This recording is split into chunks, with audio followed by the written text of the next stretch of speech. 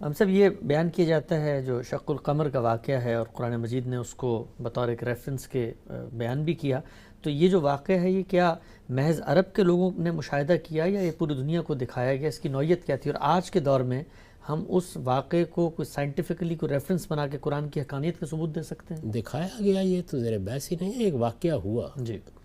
وہ واقعہ جب ہوا تو ظاہر ہے کہ اس وقت دنیا بھر میں کوئی اتنی بڑی رصدگاہیں قائم نہیں تھیں،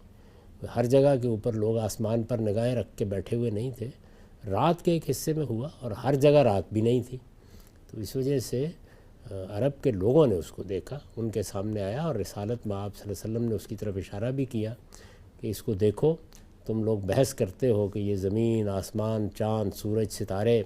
یہ تو محکم کھڑے ہیں، یہ کیسے ہوگا کہ قیامت میں یہ سب تباہ ہو جائے گا؟ تو قرآن مجید نے اس سے استدلال کرتے ہوئے کہا کہ اقتربت الساعہ وانشق القمر، یعنی تم دیکھو تمہارے سامنے یہ واقعہ ہو گیا۔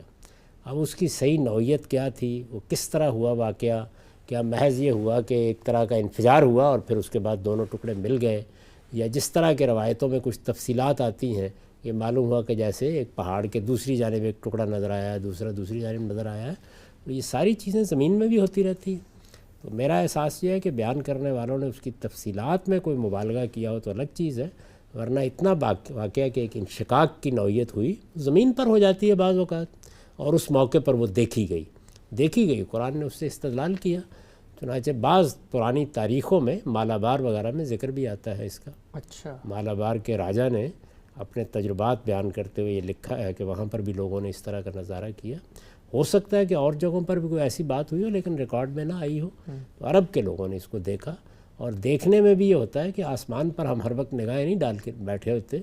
آج کل تو رصدگاہیں ہیں نا، ہر وقت آسمان کا آپ جائزہ لے رہے ہیں۔ عام حالات میں تو یہی ہوتا ہے کہ آپ باہر کھڑے ہیں تو کسی چیز کو دیکھ لیں گے، چند لمحوں کے لیے یہ معاملہ ہوا اور ختم ہو گیا۔ ٹھیک، اور یہ کوئی معجزہ نہیں تھا، یہ ایک واقعہ ہے جو ہوا، جس طرح سے بہت سے واقعات، مثلا سورج گرہن کا معاملہ، چاند گرہن کا معاملہ، اسی طرح ہیلے کے ستارے کے آنے کا معاملہ، یا اور چیزیں ہوتی رہتی ہیں۔ بعض شہاب گرنے کا معاملہ ہوا ہے، جیسے روس میں گر گیا تھا، تو غیر معمولی واقعات بعض اوقات ہماری اس کائنات میں ہوتے ہیں۔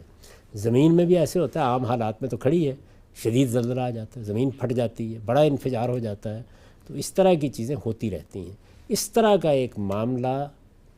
چاند کے ساتھ ہوا جس کو عربوں نے اس موقع پر توجہ دلانے پر دیکھا، بس اتنی بات ہے جو بیان ہوئی۔ ٹھیک، ہم سب